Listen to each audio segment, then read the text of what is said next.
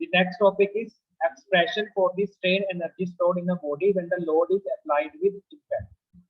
तो लास्ट जो क्लासेस है उनमें हमने डिस्कस किया था किसी भी बॉडी में कितनी स्ट्रेन एनर्जी स्टोर्ड होगी जब फर्स्ट लोड क्या था, ग्रेजुअली अप्लाइड लोड है, सेकंड क्या था, सडन लोड है।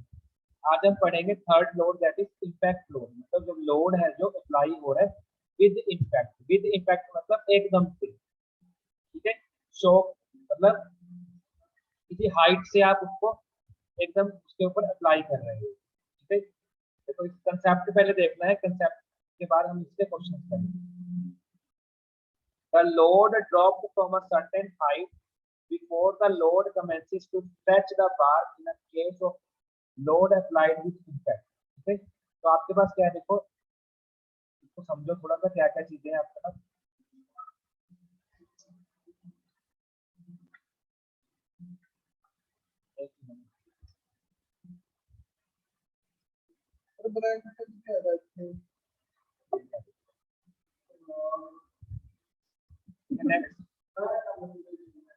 देखो यहाँ पे क्या, देखो ये फिक्स्ड है यहाँ पे,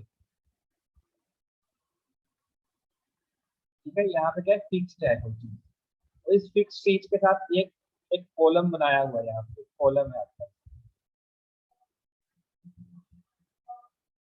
ठीक है। और यहाँ पे क्या है, इसको बोलते हैं फोल्डर। ये भी जो कॉलम के साथ फिक्स्ड है,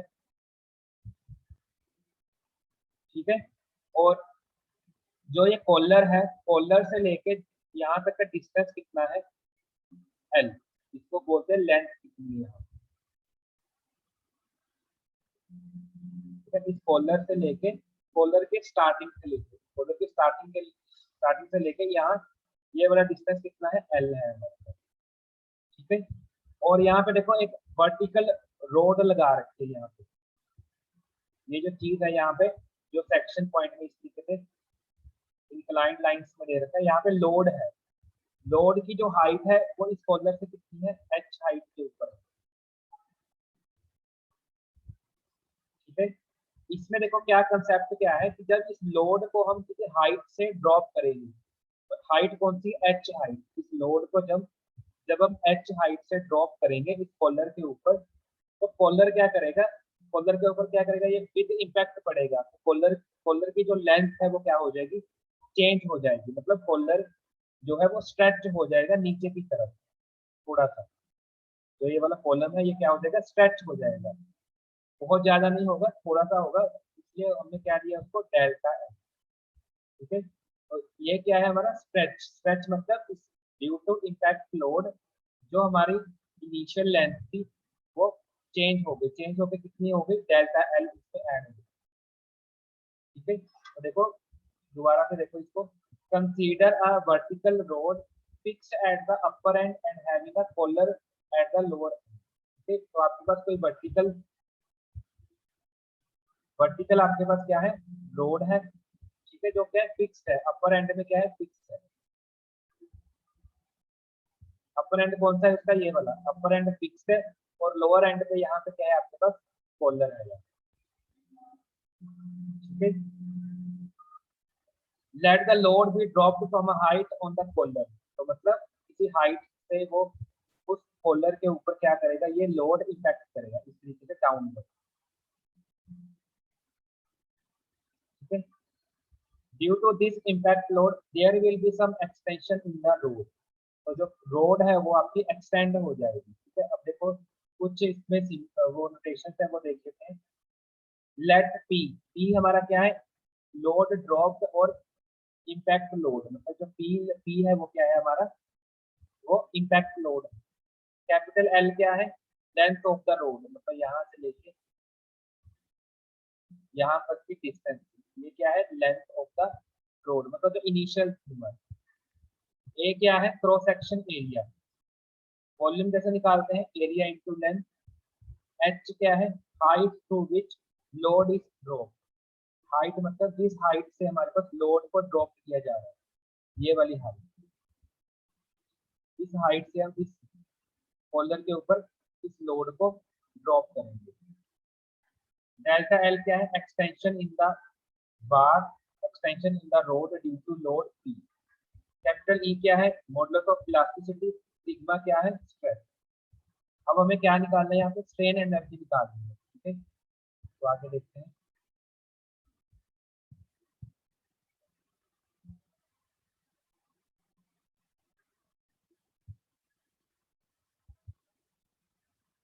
यहाँ तक क्लियर है सबको?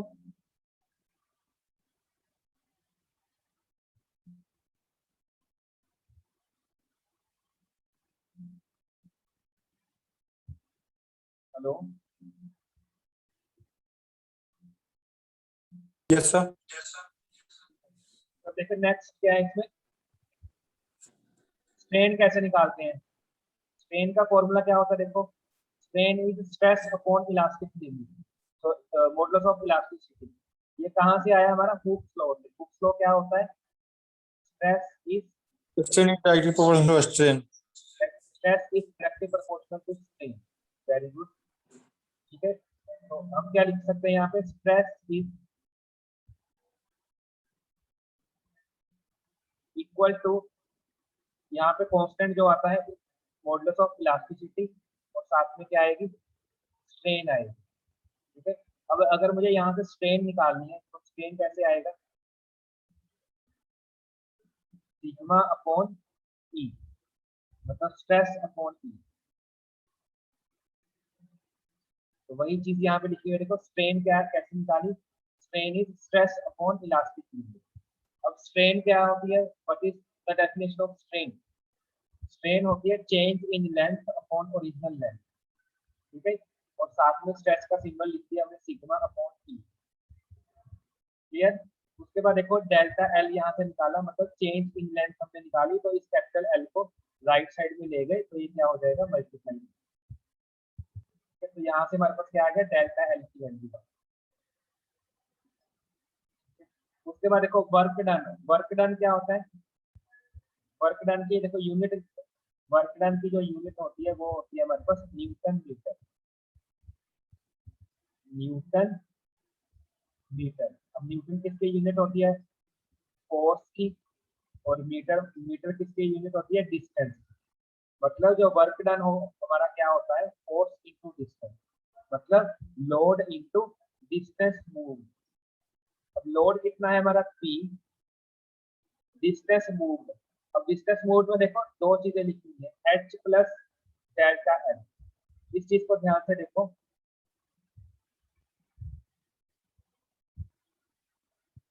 H प्लस डेल्टा एल लिखो।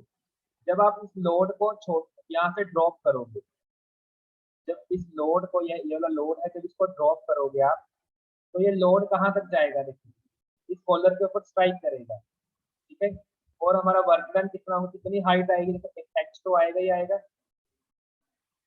और जो हमारा कॉलर है वो डेल्टा एल नीचे की तरफ मूव करेगा। है ना? देखो एक तो H हाइट आएगी प्लस उसके साथ डेल्टा एल आएगा, बिकॉज इस लोड की वजह से जो कॉलर है हमारा वो डेल्टा एल हाइट नीचे की तरफ डाउनवर्ड मूव हो गया। तो डिस्टेंस कितना हुआ? H plus delta.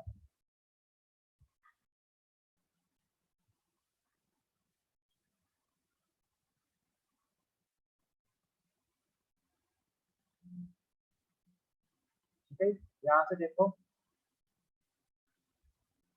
अब वर्क डन क्या आ गया हमारे पास? P into H plus delta L.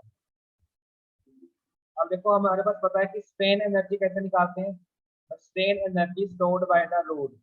Strain energy अगर जनरली हमें निकालनी है तो उसके लिए हम यूज करते हैं sigma square upon 2E into volume. ठीक है, अब इस वॉल्यूम की जगह हम क्या लिख सकते हैं? Area into length. ठीक है, एरिया इंटू लेंथ। अब देखो इक्वेशन नंबर जो 1 है, इक्वेशन नंबर हमारी 2 है।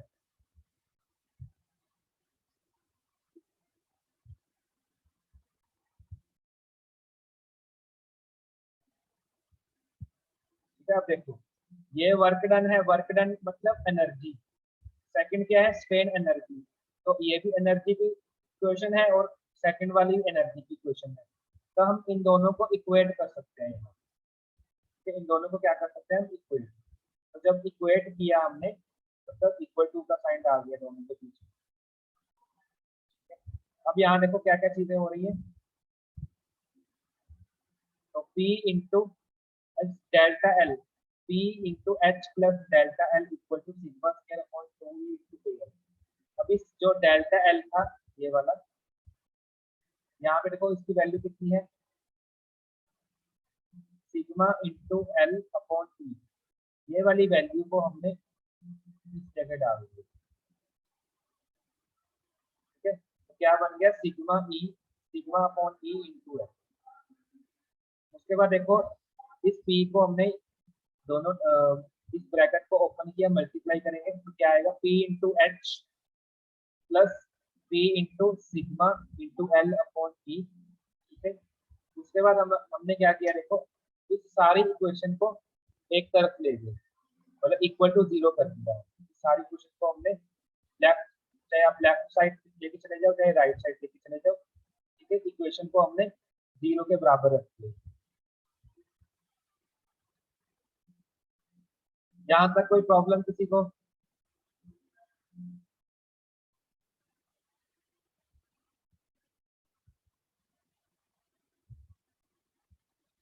कोई है प्रॉब्लम बेटा किसी को? No, sir. उसके बाद देखो हमने क्या किया, जो पूरी इक्वेशन है इसको 2e अपॉन al के साथ हमने क्या कर दिया, मल्टीप्लाई कर। कौन सी टर्म है, देखो 2e अपॉन al। ठीक है, अब देखो किस तरीके से करना है, जो आपका ये वाली टर्म है इसको जब 2e अपॉन al से मल्टीप्लाई करेंगे तो al भी कैंसिल हो जाएगा और 2e भी कैंसिल हो जाएगा, तो हमारे पास क्या बचा, सिर्फ सिग्मा स्क्वायर। नेक्स्ट टर्म देखो, नेक्स्ट टर्म हमारी क्या है, ये वाली, ये क्या है हमारी, देखो p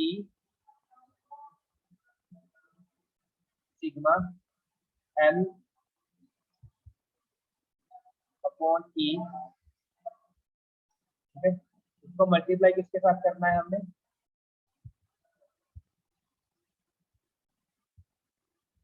2e upon l, 2e upon l। ये l से l cancel,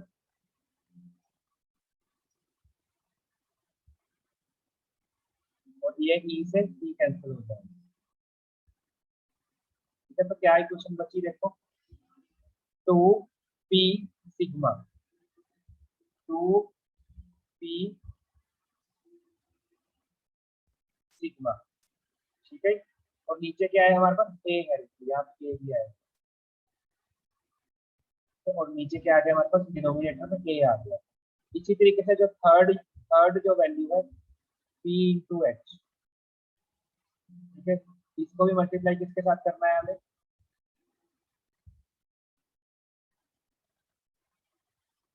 2e upon al के साथ।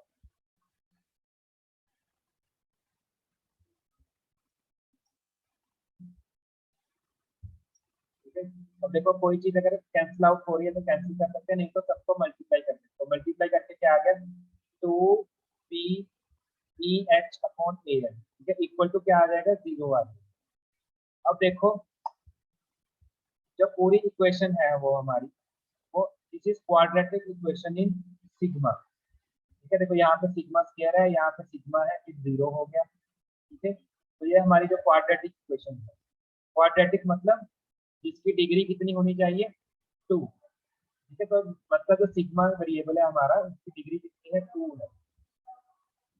ठीक है, तो ये हमारी क्या है, क्वाड्रेटिक इक्वेशन। तो इस क्वाड्रेटिक इक्वेशन के रूट देखो, रूट सबको आते हैं फाइंड आउट करने।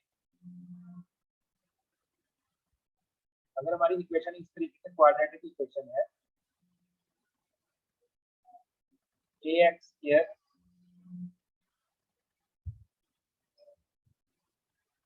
प्लस bx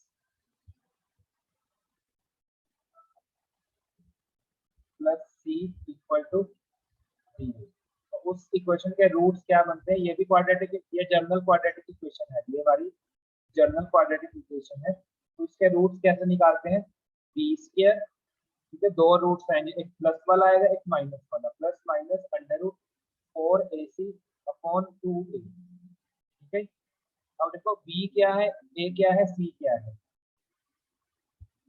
अब b मतलब जो इस x के साथ x की जगह अब क्या आएगा, हमारा सिग्मा आएगा, क्योंकि हमारी जो ये इक्वेशन है ये क्वाड्रेटिक इक्वेशन है हमारी x में, बट जो हमारी ये वाली इक्वेशन है ये वाली क्वाड्रेटिक इक्वेशन हमारी है सिग्मा में। ठीक है,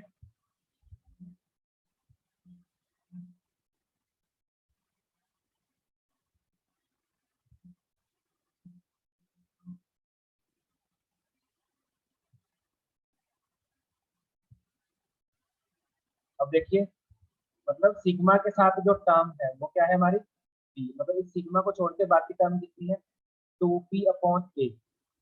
ठीक है, ये हमारा क्या बन गया, b बन गया। तो देखो क्या लिखा हुआ है, b स्क्वायर। ठीक है, तो हमने यहाँ पे क्या लिखा देखो 2p अपॉन a स्क्वायर। ठीक है, प्लस माइनस 4ac, तो 4a और c हमारा कितना है, ये बनता है, ये पूरी टर्म क्या आएगी हमारी, c आएगी। ठीक है, इसको सॉल्व करते हुए, ठीक है, इसको अंदर क्या करना है हमने, इस जो स्क्वायर ये वाला स्क्वायर है इसको ओपन करेंगे। ठीक है, जो चीज कैंसिल आउट हो रही है, जो वेरिएबल एक दूसरे के साथ कैंसिल आउट हो रहा है उसको कैंसिल आउट करना है। ठीक है, उसके बाद देखो क्या करना है हमें,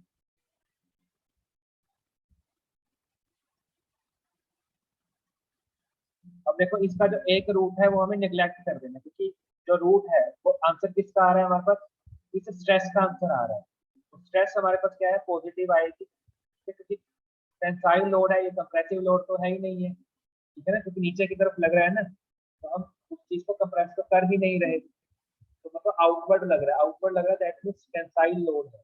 तो जो नेगेटिव रूट है मतलब नेगेटिव स्ट्रेस है वो हमारी क्या हो जाएगी, नेग्लेक्ट हो जाएगी। तो हम यहाँ पे क्या करेंगे, जो प्लस माइनस साइन है सिर्फ प्लस कंसीडर करेंगे। ठीक है, बस यहाँ से देखो इस पूरे इक्वेशन को सोल्व करके जो हमारे पास इक्वेशन बनेगी स्ट्रेस की इक्वेशन, वो हमारे पास ये इक्वेशन है।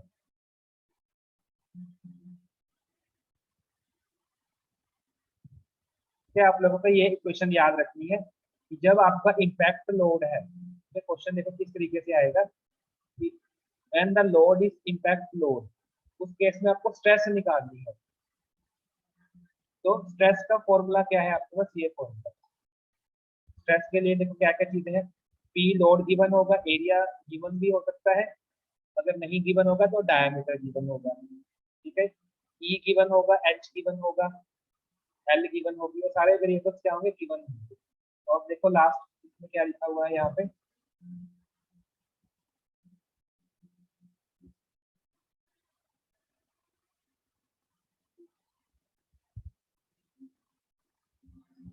After knowing the value of sigma the strain energy can be obtained. अगर हम यहाँ से सिग्मा निकाल लें तो यहाँ से हम क्या निकाल सकते हैं, स्ट्रेन एनर्जी, बिकॉज हमें जो फॉर्मूला एक्सप्रेशन किसके लिए आएगा, ये स्ट्रेन एनर्जी के लिए। तो नेक्स्ट टॉपिक में देखते हैं स्ट्रेन एनर्जी के लिए किस तरीके से आएगा।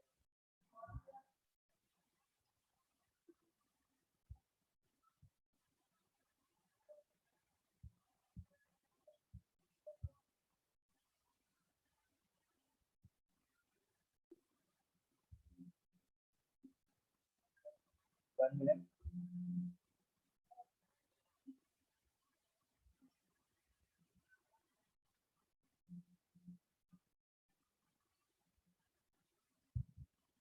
अब देखिए स्ट्रेन एनर्जी किस तरीके से निकालनी है। तो स्ट्रेन एनर्जी का एक्सप्रेशन होता है दैट इज,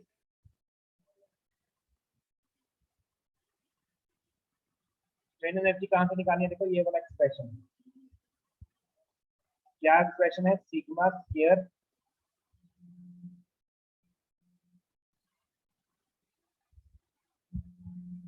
अपॉन 2e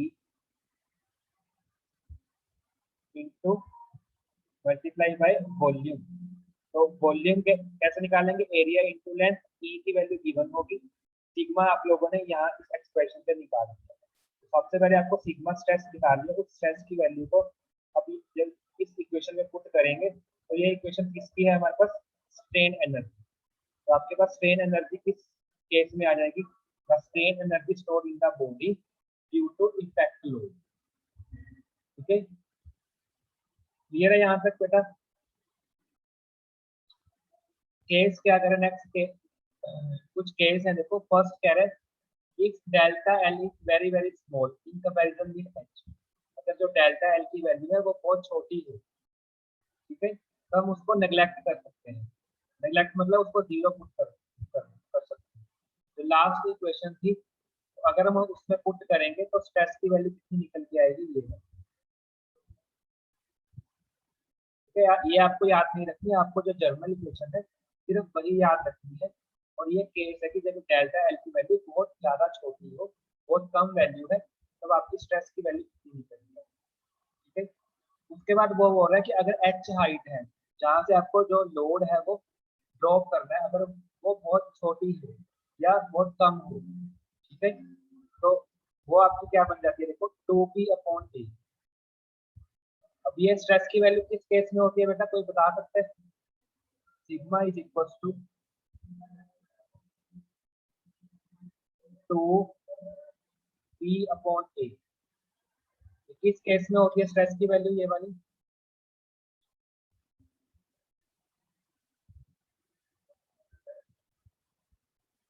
कल हमने क्वेश्चंस किए थे इसके।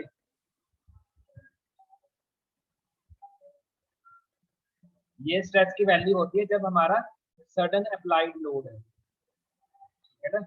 ये स्ट्रेस की वैल्यू क्या है हमारी, सडन अप्लाइड लोड। तो देखो वही चीज बोल रहे हैं कि जब हम इस हाइट से ड्रॉप कर रहे हैं लोड, हमारा इस पास क्या है, ये लोड है, ये लोड है हमारे पास, और यहाँ पे क्या है, कॉलर है। जब हम इस एच हाइट से इसके ऊपर ड्रॉप कर रहे हैं तब इसको हम बोलते हैं इम्पैक्ट लोड। जब हम H0 मान रहे हैं, H0 मतलब सडन लोड है, तो उसको हम क्या लेके चलेंगे, सडन लोड है, तो उस केस में स्ट्रेस की वैल्यू कितनी आएगी, 2p/T। तो हमने कल ऑलरेडी डिस्कस किया।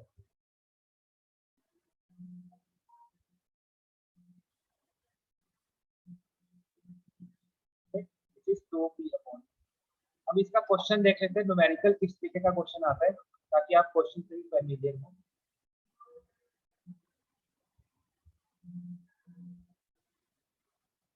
तो सबसे पहले क्वेश्चन में आपने ध्यान रखना है कि ग्रेजुअल अप्लाइड लोड दिया है, सडन लोड दिया है, या इम्पैक्ट लोड दिया है। ठीक है, अब देखो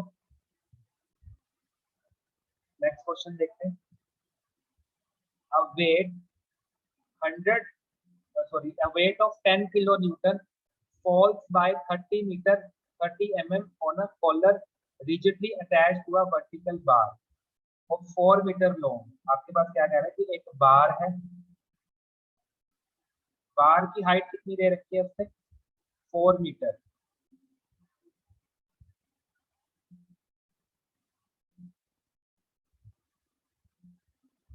ठीक है, बार की जो हाइट है वो कितनी है, 4 मीटर, मतलब लेंथ दे रखी है। ठीक है, और वेट है p, मतलब वेट दे रखा है 10 किलो न्यूटन, उसको हमने न्यूटन में चेंज किया, दैट इज 10,000 न्यूटन। वो एक 30 mm हाइट से वो ड्रॉप कर रहा है कॉलर के ऊपर, तो नीचे हमारा कॉलर है यहाँ, इस कॉलर के ऊपर ये आपका लोड है, जो यहाँ पे क्या है, लोड है। ये जो लोड है वो इस एच हाइट से यहाँ से लेके एच हाइट के ऊपर यहाँ पे ड्रॉप हो रहा है। अब एच हाइट कितनी दे रखी है, 30 mm। तो चला लो, लेंथ दे रखी है हमारे पास यहाँ से लेके ये वाली लेंथ कितनी है, 4 मीटर। और उसके बाद देखो क्या चीजें दे रखी है, 1000 mm इन सेक्शन, इसका मतलब एरिया दे रखा है यहाँ। Find the instantaneous expansion of the bar. ठीक है, आपको क्या निकालनी है, एक्सपेंशन, मतलब डेल्टा एल निकालना है।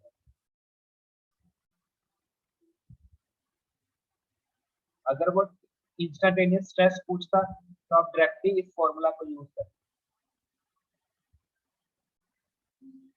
ठीक है, अगर आपके पास वो पूछता इंस्टेंटेनियस स्ट्रेस निकालनी है तो आप डायरेक्टली इस फॉर्मूला को यूज करते हैं। अब उसने पूछा है इंस्टेंटेनियस एक्सपेंशन मतलब डेल्टा एल यूज करते हैं, तो डेल्टा एल के लिए आपको स्ट्रेस की वैल्यू चाहिए पहले, ठीक है। तो आपने क्या करना है, देखो आपके पास फॉर्मूला है स्ट्रेस का फॉर्मूला क्या है, P upon A into 1 plus under root 1 plus 2EAH upon PL। तो सारे वेरिएबल्स की वैल्यूज हमारे पास है ऑलरेडी, तो P की वैल्यू भी है, P की वैल्यू भी गिवन है, एरिया की वैल्यू भी गिवन है, E की वैल्यू भी गिवन है, H की वैल्यू भी गिवन है, सारी वेरिएबल्स हमारे पास है। तो इस वैल्यूज को हमने इसमें पुट करके यहाँ पे इसको सोल्व करना है। तो जब सॉल्व करेंगे तो यहाँ से जो स्ट्रेस की वैल्यू आई है,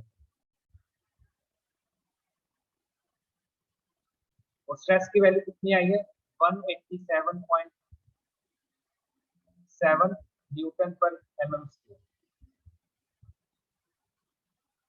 तो यहाँ से जो स्ट्रेस की वैल्यू कितनी निकल गई 187.7 न्यूटन पर mm स्क्वायर। तो अब आपको क्या निकालना है, इंस्टेंटेनियस स्ट्रेन मतलब इलोंगेशन निकालनी है। तो डेल्टा एल का जो फॉर्मूला है वो आपके पास ऑलरेडी है, delta L equal to sigma upon E into L. तो सिग्मा मतलब स्ट्रेस कितनी है 187.7, ठीक है, लेंथ कितनी है 400 mm, ई कितना है 2.1 इंटू 10⁵। तो जब इसको सोल्व किया आंसर तो हमारा कितना आंसर आया 3.575 है। So this is the elongation, instantaneous elongation। ठीक है, नेक्स्ट क्वेश्चन देखो।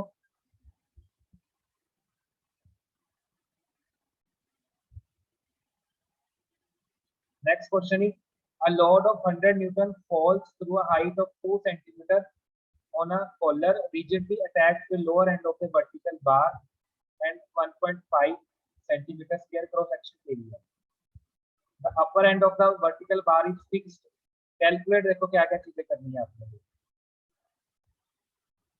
Calculate instantaneous stress. तो स्ट्रेस का फॉर्मूला आप ये वाला है जो फॉर्मूला देखो, डायरेक्ट फॉर्मूला लिखा हुआ है, ये वाला फॉर्मूला है, यहाँ से स्ट्रेस निकल जाएगी। इंस्टेंटेनियस इलोंगेशन, इलोंगेशन कैसे निकालते हैं, delta L is equal sigma upon E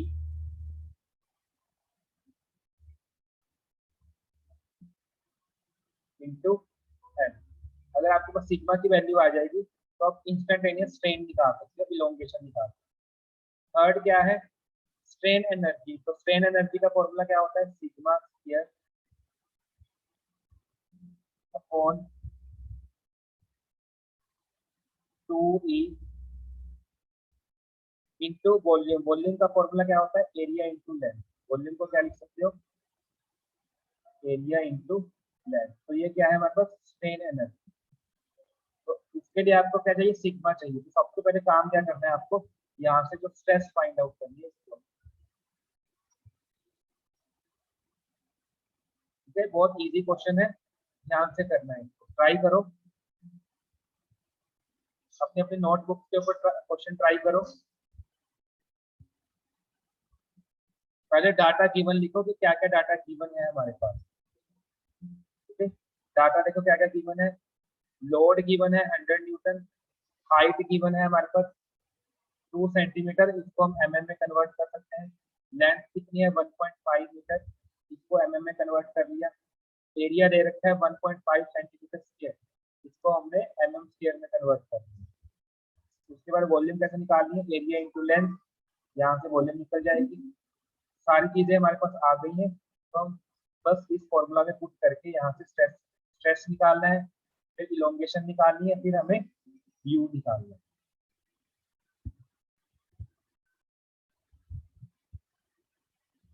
ठीक है, बहुत इजी क्वेश्चन है, हो जाएगा। किसी को अगर डाउट है तो पूछ सकता है, तलविंदर, सुशांत, मोहम्मद सैयद, निवासन।